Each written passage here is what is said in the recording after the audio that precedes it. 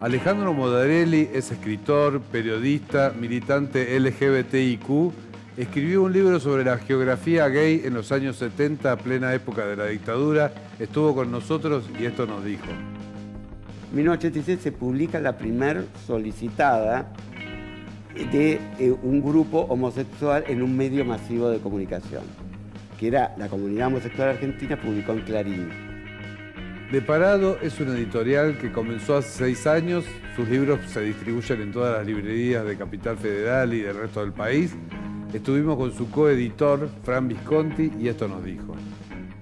Son todos textos, nosotros decimos que es una editorial soñada por nosotros dos, porque la verdad que son libros que nos encantaría encontrar en una librería, como nosotros como personas. Sobre represión sexual estamos hablando, así que traje 3 libros pequeñitos y bien conseguibles, como el de Bésame de nuevo, forastero, de Pedro Lemebel, un artista chileno que se trasvestía todo el tiempo y que su provocación era gran parte de su arte.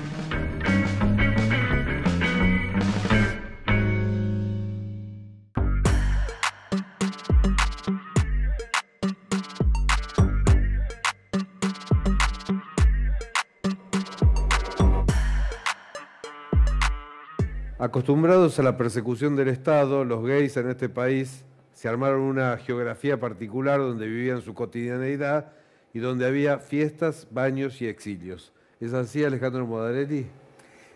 Sí, y fue del gobierno militar, el golpe, a partir del golpe militar, lo que se generó fue se recrudeció todo lo que era el aparato represivo que en la Argentina viene desde épocas, digamos, décadas y décadas, sobre todo a partir de la década del 40, donde nacen los edictos policiales propios contra las personas que sí. La homosexualidad estaba criminalizada, cualquiera te podía llevar preso por escándalo, por algún escándalo. No, era una contravención. Claro. Una contravención que a la tercera contravención podías terminar en devoto, por ejemplo, hasta un mes. Eso era lo que ocurría, ¿no? Sí, yo me acuerdo de los 40, Miguel de Molina, por ejemplo. Miguel de Molina fue expulsado del país. Claro. Fue expulsado. Pero pasó un tiempo preso. Yo me acuerdo que había una canción que se cantaba. Claro, él tendrá Molina que está en devoto. Claro, fue por presión de los militares que toman el poder en 1942. Que eran los militares del GOU. Claro. Toman el poder y lo que pretenden, en el 43, perdón, lo que se supone que venían a hacer, entre otras cosas, era sanear la moral de la República. Dentro de eso, se supone también, y figura en el libro de Sebrelli, Los homosexuales porteños en Buenos Aires, se suponía que hacían una mención subrepticia a lo que había sido el escándalo de los cadetes de 1942, que era un grupo de cadetes del Colegio Militar de San Martín que habían sido delatados por un compañero que por su concurrencia a un estudio fotográfico, que era el estudio de Balbé, de un chico de la clase alta, Balbé, sí, y a esto lo cuenta Gonzalo de María. Gonzalo de María en La Cacería, sí. Un libro de Gonzalo de María que se llama La Cacería. Yo había hecho una nota en 2008 sobre... Sí. ¿Ese fue el primer escándalo gay de la Argentina, o por lo menos el primero que se recuerde? Salesi hace mención en Médicos, Maricas y Maleantes a un episodio también de militares, pero que no se especificaba con tanta claridad, donde había habido también un muerto, un suicida. Otro de los escándalos que se mencionan en algunos archivos es las experiencias sexuales en el colegio militar, en el colegio de cadetes, cuando se iban, por ejemplo, a tomar sus baños en el Arroyo Maldonado. Claro. Y había habido denuncias que habían tramitado frente a lo que era digamos, toda la institución disciplinaria dentro del colegio militar por chicos que eran abusados por los mayores de cadetes mayores. Eso figura también dentro de lo, si uno va y recupera archivos de sumarios dentro del colegio militar, puede encontrarse con eso. Nosotros siempre que hablamos de la historia de la homosexualidad hablamos de varones. ¿Qué pasaba con el lesbianismo? ¿Se tuvo en cuenta? ¿No existía? ¿Cómo era? ¿Qué pasó? Bueno, María Moreno habla de un supuesto romance de la hija de Rosas con una amiga que eran unas cartas de amor, era literal, eran como cartas de amor. De ahí a que eso se hubiese, digamos, practicado, digamos, la sexualidad más allá de esas cartas amorosas, no lo sé. Claro. ¿Viste? No, es que era una... o sea, lesbianismo ya de por Tuvo sí, el la peor vida de las destino, mujeres es más ignorado, secreta. claro. La vida de las mujeres de por sí, la vida privada de las mujeres, había ya digamos, había un secreto per se. Digamos, imagínate que aparte, hablar de la sexualidad, de la vida sexual, y dentro de la vida sexual, posibles alianzas lésbicas, por decirlo de un modo, es mucho más difícil de rastrearlo. Yo creo que hay, por ejemplo, Adriana Carrasco hace un trabajo que es una periodista que trabaja en SOY, creo que trabaja con Crónica también. Creo que ella tiene material de archivo, sobre todo sobre lo que era la comunidad lésbica o la no comunidad lésbica, porque hablar de comunidades implica como una toma de conciencia previa, sí, ¿no?, de pertenencia. Sí. Así que por eso cuando escribimos este libro, también mucha gente decía, bueno, pero ¿qué pasa con las lesbianas? La vida cotidiana de las lesbianas en la época de la dictadura. Y nosotros decidimos con Flavio Rapizardi decir, no, eso es un trabajo que tienen que hacer las lesbianas, porque si no tomar una voz, hacerse dueño de una voz que no es propia. Historia, sí. Que no es propia. Tampoco se me hubiera ocurrido, a pesar que se menciona casos de travestis, hacer una historia. Te iba a preguntar, en ese contexto el travestismo no era ni posible, porque si te llevaban preso por... Sí, que era posible, sí, ¿sí? Claro. Sí. De hecho, hay historias, por ejemplo, de una travesti de Santiago del Estero que tuvo que huir. Hay otra travesti que huyó a Francia. Claro, pero unos destinos... No, de Francia sí son ricas, digamos, sí. En el Bois de Boulogne. Hay muchas travestis que se fueron en esa época, empezaron a trabajar en una época muy próspera para el trabajo sexual en el Bois de Boulogne, el bosque de Boulogne. Sí. Y hicieron bastante fortuna algunas. Pero bueno, está el tema de haberse tenido que ir del país. Claro. María Belén Correa fue en los 90, porque la persecución siguió. Las travestis, hay una frase que repiten mucho, yo no me acuerdo si era Albana Várquez o María Belén Correa, que decía, las travestis no nos enterábamos cuando era democracia, cuando era dictadura. Claro, siempre no se enteraba. No se enteraba. Vamos a hacer un salto en el tiempo de lo que yo recuerdo, bueno, la dictadura y las primeras apariciones, las primeras publicaciones de los hermanos Jáuregui, de Carlos Jáuregui. Yo me acuerdo de la homosexualidad en Argentina, el primer libro que cuando yo era chico existía, no había, o por lo menos no de venta masiva. ¿Cómo fueron esos años? Bueno, Carlos escribe La homosexualidad en Argentina en 1987. Fue un libro, no fue pionero, había uno anterior de un escritor que murió hace poco, que se llamaba Selmar Acevedo. Sí. Que era del Frente de Liberación Homosexual, sí, y después estuvo en la CHA. Sí. Lo que sí, más que el tema, digamos, de ese tipo de literatura que ponía en juego todo lo que era la identidad y sobre todo el intento de hacer llegar a la comunidad, a la sociedad, la idea de que había toda una tradición previa de homosexuales, digamos, egregios. Claro. Lo que pasa es que hoy no se tiene conciencia de lo que eran esos libros o publicaciones como Humor, pero eso fue ya más de los 80. digo, no se hablaba de la homosexualidad. Entonces, cuando conseguías ese libro o un recuadrito así, decías, bueno, hay gente que le pasa lo mismo. No, hay libros previos que son increíbles. Hay un libro que yo descubrí de los 60, que era de un médico que para mí era gay, que intentaba quitarle al tema de la homosexualidad toda esa carga de perversión o de maldad, suponete. Perversión en términos psicoanalíticos, pero maldad en términos morales. Claro, porque hasta ese momento habían sido o criminales que merecían ir a la cárcel o después una enfermedad. El informe Kinsey, ¿de cuándo? ¿Desde el 61? De los 60, De los 60, sí, claro. de principio de los 60, Que 59. dice que la homosexualidad es una enfermedad y que son todos... Entonces... No sé si decía eso. El informe 15, no sé si concretamente era eso. Creo que justamente lo que pone, lo que revela es el enorme caudal de prácticas sexuales que hasta entonces se creían muy minoritarias y que no lo eran tanto. De pronto, el informe 15 habla de un 10% de homosexuales, cosa que, bueno, es muy difícil de probarlo, ¿viste? Es eso. Pero fue interesante el método que se utilizó y muy defendido desde la sociología, el informe 15, Sí. ¿no? La forma en que, digamos, por primera vez se investigan las prácticas sexuales. Yo ¿no?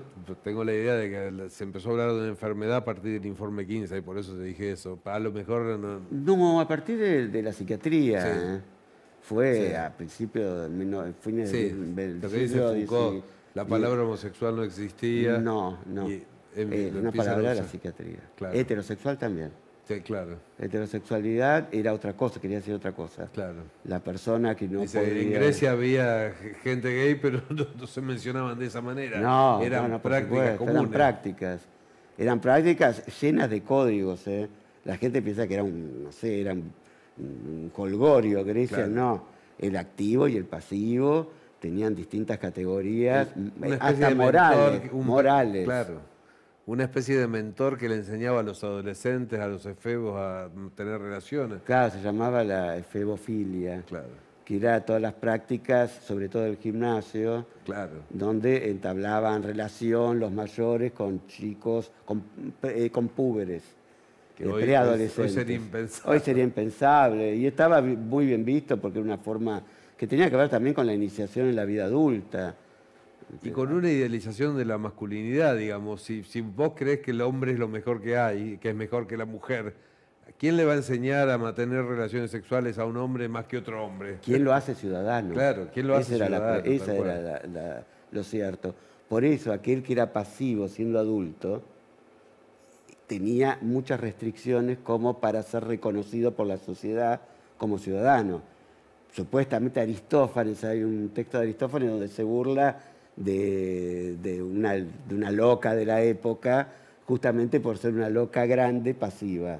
Claro. Entonces hay había una desvalorización tremenda. Y también esta Sí, siempre cuestión... existió. Yo no sé si Cerón, en el discurso de las catilinarias, también le dice a los catilinas que son afeminados. Hay una cosa de... Séneca, después Claro. en Roma. Pero Sin embargo, era una práctica muy usada en Roma también, digamos. Pero sí, aparte Aristófanes, vos veías a través de, digamos, de literatura satírica, que eso era lo que se suponía que debía ser, que era el señor, a partir de una determinada edad, tenía que ser activo. Por ejemplo, ser pasivo con un esclavo era la muerte civil. Claro, Ser pasivo con un esclavo era la muerte civil. claro. ¿Viste? Y aparte de eso, yo creo que también tenía que ver con la incorporación del adolescente a la vida, a lo que le estaba, digamos, esperado dentro de la polis, ¿no? Lo que se esperaba de él dentro de la polis. Había un dicho que decía, para que me lo acuerdo, el filo que corta la primera barba corta también el hilo de los primeros amores. O sea, si vos te acostabas con alguien que ya tenía barba, era algo, no estaba muy bien visto. Claro. ¿Viste? Pero era una mentira también. ¿Qué ¿viste? pasa con la homosexualidad en la Edad Media, con el surgimiento de la Iglesia y de la Inquisición? Digo, ¿Qué quedó? ¿Reservado a los monasterios? Reservaban, sí, un poco a eso, y yo creo que como no existía la idea de una identidad, entonces me parece que quedaba el tema de la sodomía de la práctica, pero era equiparable a mantener relaciones sodomíticas con mujeres, con varones, el tema de los animales. Era visto como el sexo contra natura, contra el orden de Dios, ¿viste? Contra el orden natural. Pero Sí, ves una película Bakhtin cuenta algo me de eso. apunto, ves una película de Pasolini Sí. sobre los cuentos de Canterbury Sí. y todo eso, y ves que las Y el libro este de Bakhtin sobre los carnavales, Total. y la cultura popular, digamos, La inversión. la licencia sexual que existe en ese momento. Pero bueno, volvamos más acá. Vamos a la época de la dictadura, la aparición de los Jáuregui. ¿Qué recordás de los inicios de la militancia? Digo, de todos los derechos Sí. que ahora Mira, se han yo no ganado. militaba en los 80. Ajá. Yo empecé a militar en los 90. Yo a Carlos lo conocía, pues yo había conocido a César Sigliuti, que Sí. fue presidente de la CHA y murió Sí, hace falleció 2 años. Yo lo había conocido en el mismo barrio, en Belgrano. Era un poco mayor que yo, era algunos años mayor que yo. César entra a la CHA, yo no, porque yo estaba más preocupado por empezar una carrera literaria que corté, porque después me dediqué más al tema periodismo, a hacer otras cosas. Pero él se entusiasmó mucho con la militancia en la CHA y se hizo el gran amigo de Carlos Jáuregui. Y ahí yo lo conocí a Carlos Jáuregui, en una situación bastante problemática, porque había muerto su pareja, Pablo Ascona, y la familia de Pablo Ascona, que era de una clase media alta, se llevaba bien con ellos, con Carlos también, pero inmediatamente le piden que le dé las llaves de la casa y Carlos queda en la calle. Termina viviendo con Carlos Jáuregui, con César Sigliuti. Eso fue uno de los temas que más lo movilizó a Carlos en los años 90 para poner mucho el acento en el tema de los derechos civiles, de las cuestiones ¿Ya jurídicas. desde esa época se empezó a luchar por un matrimonio igualitario? Digamos, que el Se matrimonio... hablaba, porque ya se empezó a hablar a fines de los 90, la unión civil seguro, Claro. pero había países, creo que Holanda fue el primero en la unión civil y después el matrimonio, pero todavía estaba el tema de la unión civil. Sí. Creo que 2005 fue España, nosotros 2010, pero previo a España estaba Holanda, Países Bajos, ahora parece que Holanda no se dice más, Países Bajos y no me acuerdo qué otro más. Claro. Nosotros estuvimos dentro de los primeros 10 Sí. en el matrimonio igualitario. ¿Los inicios de la militancia de Jáuregui tienen que ver con los inicios del SIDA? Los inicios de la militancia de Jáuregui fue lo siguiente. Carlos había Yo me acuerdo de estado... Roberto Jáuregui. No, Roberto Jáuregui El- sí, por eso me decías Carlos. Eran 2 hermanos. Sí, sí, sí. Uno, su No, militancia... yo te hablaba de Carlos. De pero Carlos. Me acuerdo de Roberto, de verlo en los De los- noticieros, sí, sí. los inicios de la ZT, bueno, Totalmente, con la Fundación Huésped. con la fundación. Con la Fundación Huésped. Carlos empezó a tener mucho interés en el tema de la militancia cuando estaba haciendo un curso, no era una maestría, era un posgrado sobre historia medieval en París. Asumía Mitterrand, François Mitterrand. Sí. Él estaba en ese momento, tuvo un contacto afectivo, no sé si era pareja o algo así, con un militante, creo que era de Arcat, que era como la CHA de allá. Sí. Arcadí, que era la CHA de allá. Eso lo movilizó mucho ver lo que era el movimiento en Francia, y eso fue en 1983, y al volver a Argentina tenía la idea de generar contactos con gente que había estado en el Frente de Liberación Homosexual, en el grupo gay de San Telmo, no recuerdo cuánto, Gumiar Mayer, gente, Acción Gay, que se reunieron para generar una especie de reedición de lo que había sido el Frente de Liberación Homosexual previo a la dictadura, donde había estado al inicio Sebrelli, Blas Matamoro, Manuel Puig daba dinero, Héctor Anavitarte, bueno. Y entonces en Contramano deciden fundar la Comunidad Homosexual Argentina, 1984, y lo eligen a Carlos Jáuregui como el primer presidente. Claro. Una de las razones que siempre se hablaba de que Carlos era como más refinado, más masculino en público, en privado era una loca tremenda, se lo conocí quizá, pero en público daba como el profesor Jáuregui. Que era mejor para que... Porque se emprendía otra época que tenía que ver con la visibilidad y los medios de comunicación. La visibilidad era no parecer homosexual. O parecer un señor homosexual. O parecer un señor homosexual. Un señor homosexual. No como yo con esta gorra, digamos. Por eso, era ser un profesor que iba con su corbatita. Pero hablaba de homosexualidad. No, hablaba de homosexualidad, pero bueno, no todos son locas rematadas. Sí. Acá tenemos alguien que puede hablar, que tiene un discurso armado, bueno.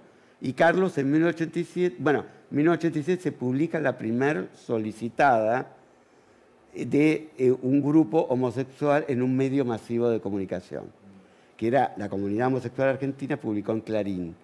La primera solicitada diciendo, con represión no hay democracia. Con represión y...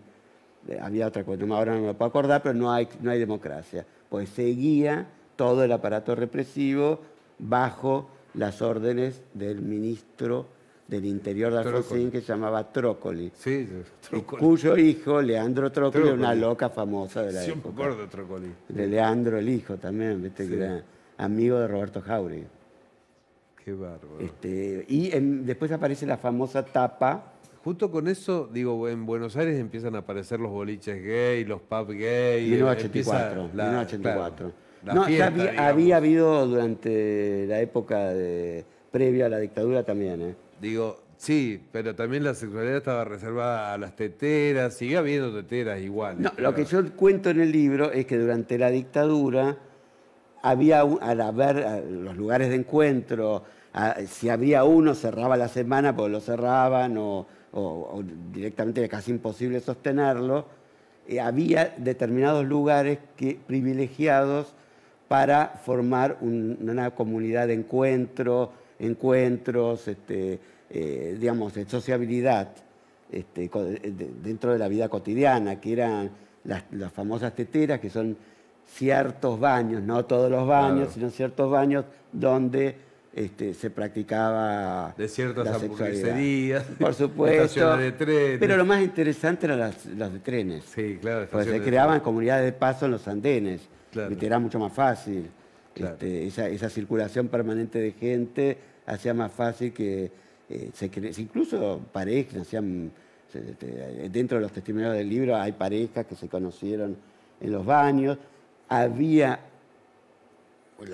quizás más llamativo, que dentro de la Casa Rosada, en la comisaría de la Casa Rosada, había un teniente gay que había conocido en el baño a uno que yo conocía de Gays por los Hechos Civiles, de los años 90, y que es buena parte del libro está basada en Ricardo, que yo digo a la Richard, que se había hecho novio de él y lo recibían en la Casa Rosada, donde había más de una loca que eran tenientes, se usaban botas y todo esto, y nada, cogían debajo, 2 pisos abajo del despacho de Videla. Yo tengo un relato como Videla que huele la sodomía y empieza desde su despacho y empieza como a brotarse porque unos pisos más abajo estaban cogiendo una pareja gay, ¿no? Eso es notable, ¿no? Sí, eso es fabuloso. Increíble. Alejandro, ¿te quedás un ratito más? Sí, vamos a un corte y seguimos en un ratito con El Quijote no se mancha.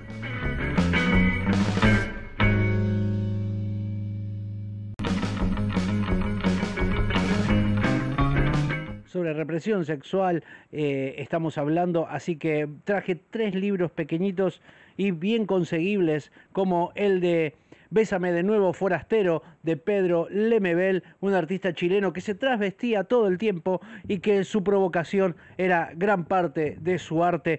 Y en este texto de Eloísa Cartonera vamos a poder encontrar unos cuantos cuentos de él muy bien logrados y de una potencia muy fuerte y muy cruda. También tenemos Plástico Cruel, ya casi un clásico del under en nuestro país, en Argentina, de José Esbarra.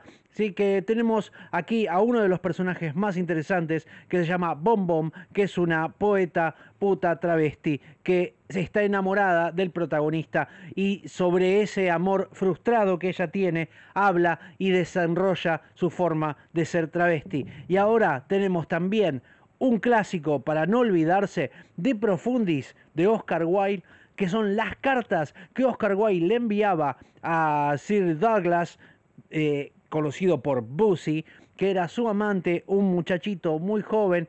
Por culpa de él y por culpa del amor que tenía por él, lo enjuician a Oscar Wilde, y esto es en la vida real, lo enjuician y lo obligan a años de trabajos forzados por ser homosexual. Así que en ese contexto donde Oscar Wilde está preso, le escribe las cartas de rencor y de reproche a Busy, su amante, por el cual él fue preso y obligado al ostracismo en una cárcel. Después de acá, Oscar Wilde cae en una decadencia enorme y la obra De Profundis es tan maravillosa, es tan hermosa y es tan obsesiva y tóxica que les va a encantar a todo el mundo. Así que se los recomiendo.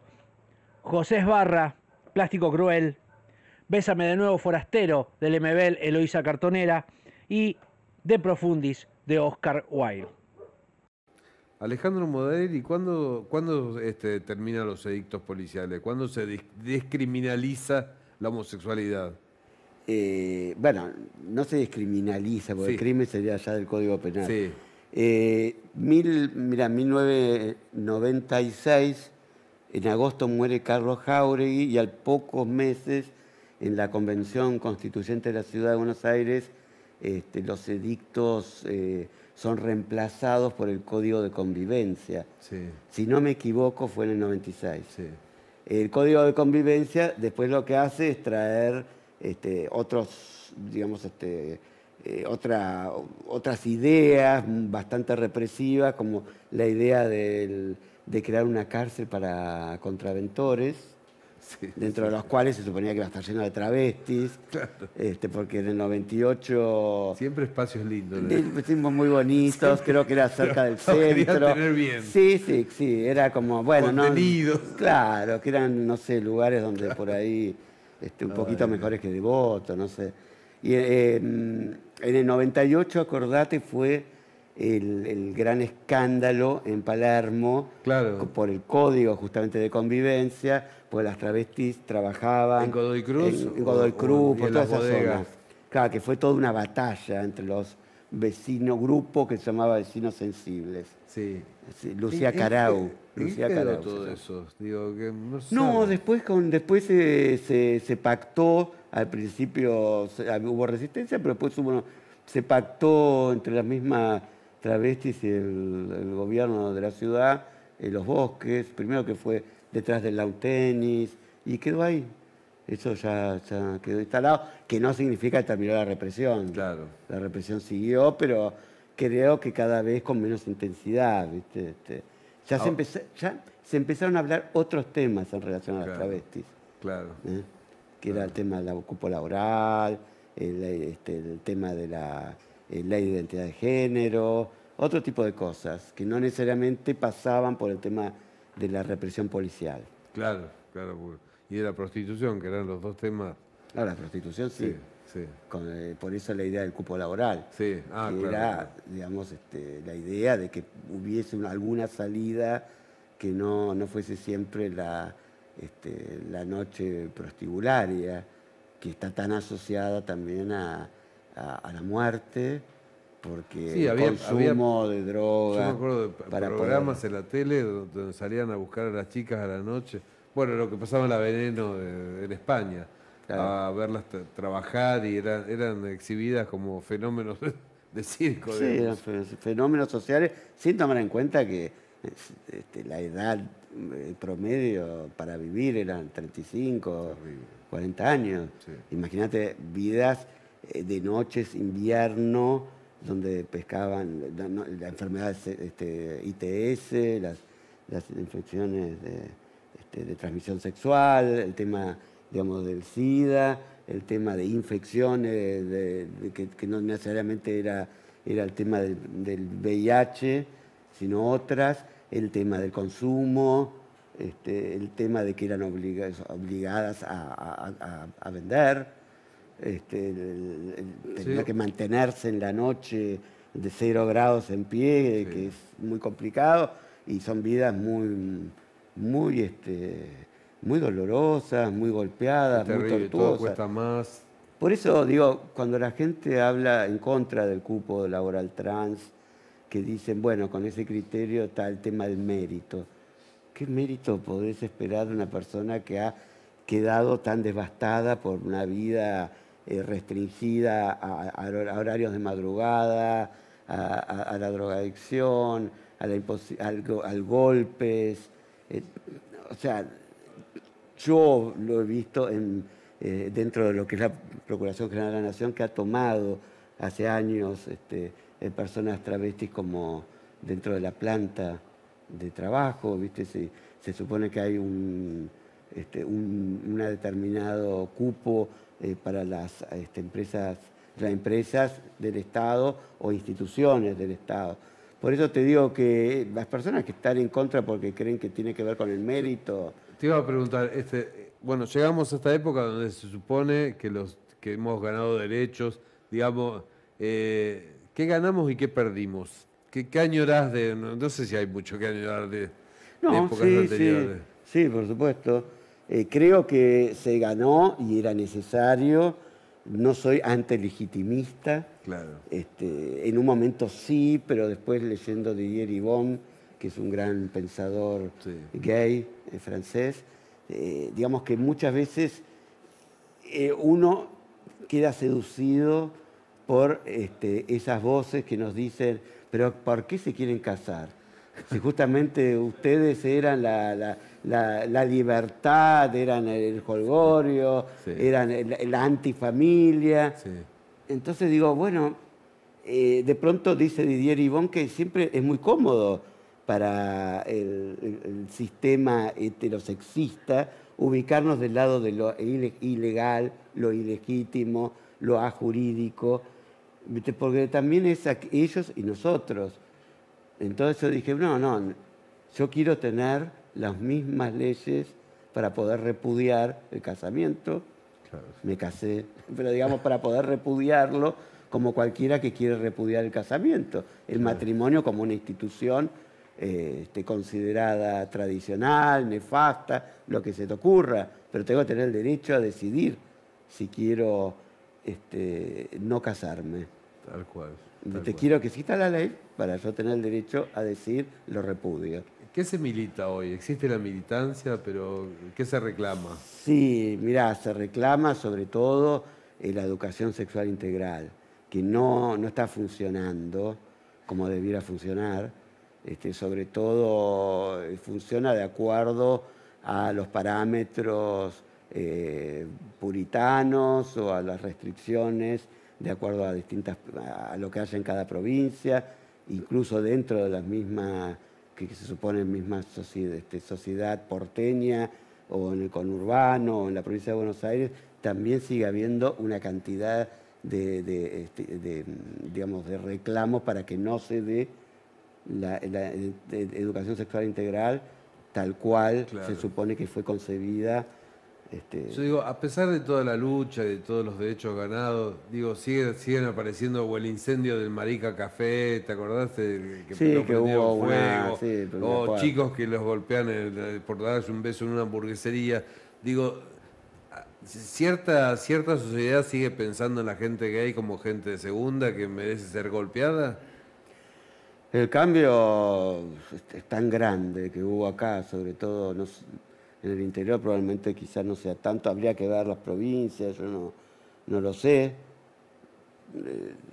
Yo fui a Jujuy, hace poco invitado por la Universidad de Jujuy, tampoco me pareció tan tremenda la forma. O sea, la gente está aceptando otra forma quizás no como Buenos Aires, pero la visibilización en Jujuy, por ejemplo, según me decían, era mayor que en Salta. O sea, no sé, bueno, pues habría que ir a investigar, yo no quiero hablar de algo que no conozco. La realidad de las provincias. La realidad de las provincias. Pero respecto al tema de la violencia, yo creo que mientras siga siendo algo desvalorizado, la mariquita, lo femenino, sobre todo me parece que hay una cuestión dentro, sobre todo la gente más joven es la que ha sufrido mayor violencia de parte de pares jóvenes, y lo que me parece también es que esta cuestión de la manada, ¿viste? Tiene una fuerza que hay que analizar, ¿viste? Que tiene que ver con el fortalecimiento de la propia identidad masculina. ¿Viste? Yo soy, o me hago más hombre en tanto que le pego a una mariquita, a una binaria, a una loca, a algo que lo asocio a lo femenino o a lo débil, como en el caso de Baeza, ¿viste? Negro, claro, golpeado. O sea, está la loca, está el cabecita, está tal cual cosa. Esto va creando como este espíritu de cuerpo que es un espíritu, el masculinismo es espíritu de cuerpo. ¿Qué te pasa con el lenguaje inclusivo? ¿Crees que realmente va a cambiar algo? Mira, por lo pronto me parece que yo no logro usarlo, por eso no lo uso. Estamos grandes. Estamos grandes. Sí, a veces digo todo y todas esas cosas así. Es una acción política, ¿viste? El lenguaje es también política. Y lo que se ha tratado es de poner en cuestión una gramática que no ha contemplado, que ha sido particularmente beneficiado el artículo masculino. Claro. Se ha ido en el lenguaje está la marca de invisibilización de lo femenino, era el abogado, la médico, tal cuestión, y eso va modificándose. Después yo no soy un gramático, claro. O sea que no me gustaría hablar desde la cuestión de la gramática, pero sí ver que es un tema político, es una respuesta política, y lo que me llama la atención es la respuesta política que dan los que están en contra. Sí. ¿Viste? Porque ahí hay una fobia, hay un odio que no ponen en otras cuestiones. Sí. Porque yo no veo en Twitter un debate sobre los usos que le dan, por ejemplo, el abuso del galicismo, del anglicismo, todas las palabras que se hablan en inglés. Parece que eso no crea furia. Sí. ¿Viste? Tampoco creo en el papel de la Real Academia inocente. El lenguaje ni la Real Academia no es inocente. Es hermosa la charla, pero tengo que terminar. Contame de tu presente, ¿en qué estás? Tu presente después de haber escrito Rosa Prepucio, Mansalva en el año 2011, las crónicas de la Noche del Mundo, Mansalva 2016, estoy escribiendo una biografía por supuesto, toda biografía está atravesada por momentos de ficción, qué sé yo, donde se separa, ¿no? Lo verdadero, lo ficcional, sobre todo de recorrido de mi infancia hasta el descubrimiento, más que el descubrimiento, la asunción, como asumo es aquel niño mariquita, la vida sexual desviada. Desde los trenes, desde la vida en los andenes, cómo yo aprendí también a desear a través del oído de mi madre, a la que le decían cosas determinados varones en los andenes. De la mano. ¿Cuándo suponés que podremos leer ese libro? Un año mínimo, un año. Yo creo que va hasta su publicación. Lo quiero trabajar mucho porque toca muchas fibras de mi vida y la de mi familia también, ¿no? Así Bueno. que estoy en eso. Bueno, lo leeremos cuando salga. Ojalá. Mientras tanto, Mientras tanto, este long seller que tiene 21 años de publicación. 21 años, salió en digamos, 2019. Tuvo reediciones y sigue siendo el clásico tuyo. Sí. Alejandro Madariaga, el de Fiestas, Baño y Exilio. Sí. Y es muy de la academia también. Sí. ¿viste? Muy de la academia. Muchísimas gracias por venir. No, gracias por la Nos invitación. vemos. Seguimos en El Quijote no se mancha.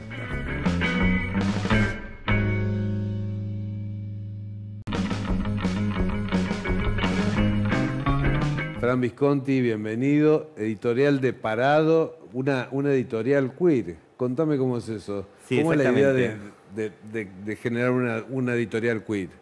Bueno, es una idea entre Mariano Blatt, que es un gran poeta y editor en Blatt y Sí. Ríos, y me llamó para tener una editorial gay. Me dijo que te quería tener una editorial gay y me llamó a mí y ahí generamos De Parado. ¿Y de dónde armaron el catálogo? ¿De gente conocida? ¿Les fueron acercando textos? Sí, de ¿Cómo se gente armó? conocidas. Hay varias fuentes, o sea, gente conocida, gente que nos fue llevando manuscritos. Son todos textos, nosotros decimos que es una editorial soñada por nosotros dos, porque la verdad que son libros que nos encantaría encontrar en una librería, como nosotros como personas. Y nada, así fue formando el catálogo. Hay un par de reediciones de textos inconseguibles y hay un par de autores nuevos. ¿Qué tipo de libros sentís que no había en las librerías, que ustedes completaban? Yo siento que no había una editorial que su catálogo era 100% dedicado a la literatura gay.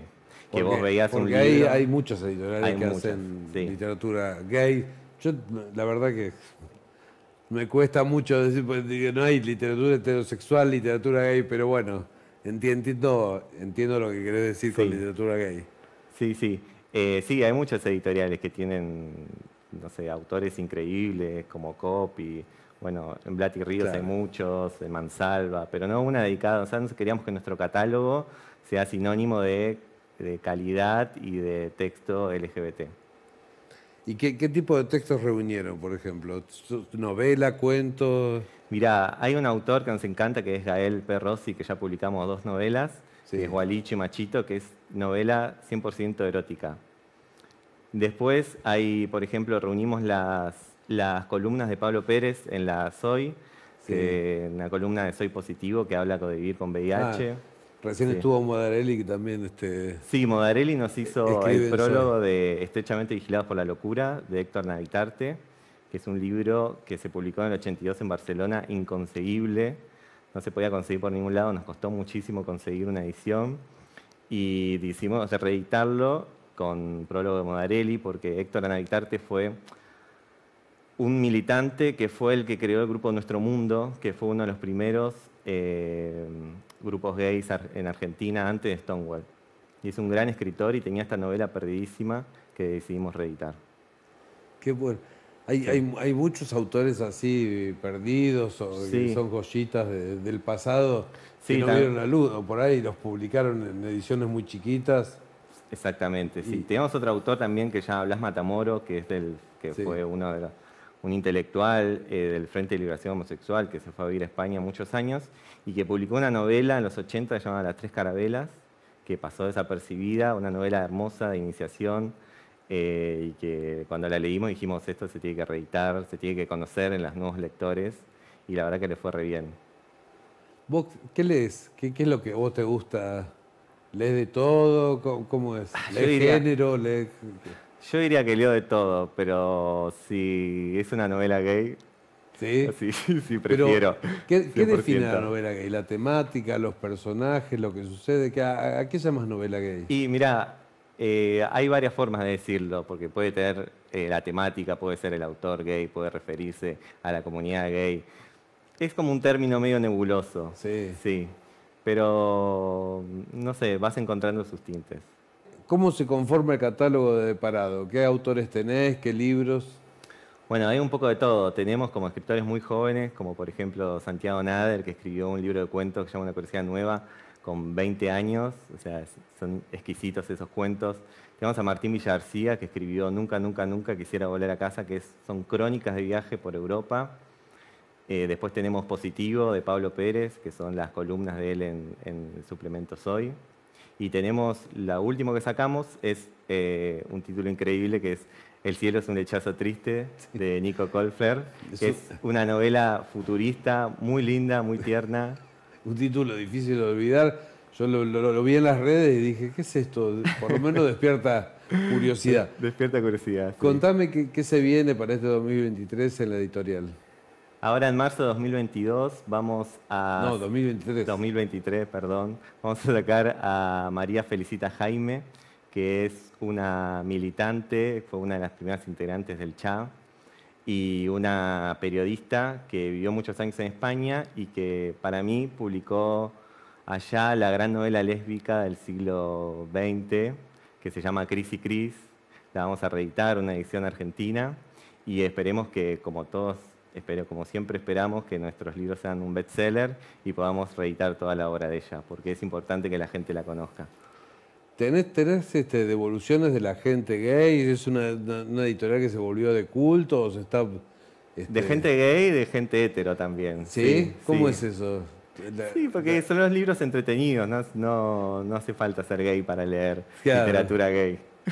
Soy gay y yo leo literatura hetero. No, yo leía, no me acuerdo qué autor de ustedes decía, no leo libros de chicos heterosexuales. Dije, sí. Qué extremo, ¿no? Qué extremo. Qué extremo. Qué titular. Todo lo que se pierde también. Qué titular. Sí.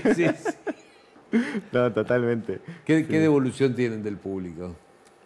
Mucha gente lee los libros y que no son muy lectores de novelas, y se lo leí porque me dio curiosidad el nombre de la editorial o que sea literatura gay, y como que me empecé a leer libros.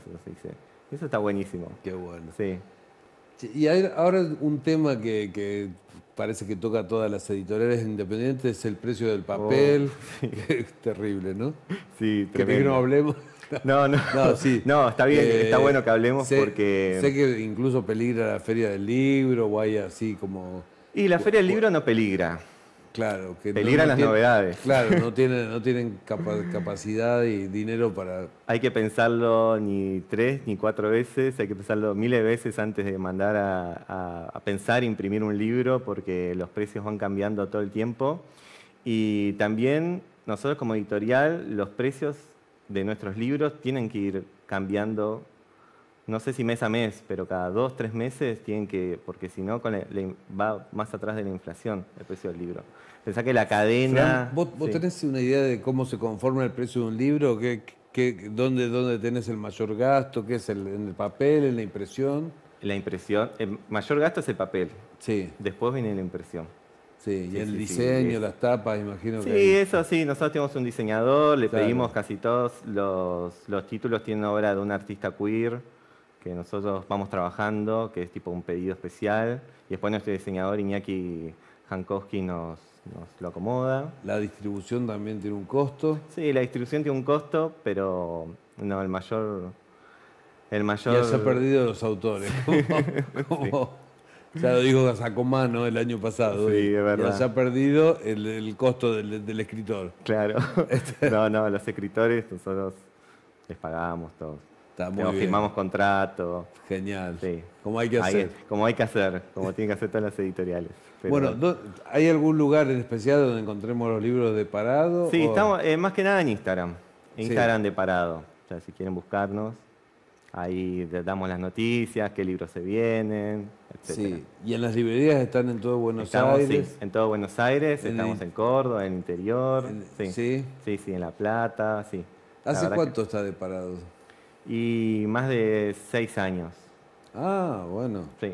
No son Bastante. nuevos. No somos nuevos. No. Pero publicamos 2 libros por año, Claro. viste, como algo medio muy tranquilo. Claro. Todavía no vivimos de eso. Un catálogo tranquilo tiene. Un catálogo que lo van sumando año a año. Sí, totalmente. Sí. Bueno, muchas gracias por haber venido. Bueno, gracias por invitarme. Seguimos con El Quijote no se mancha.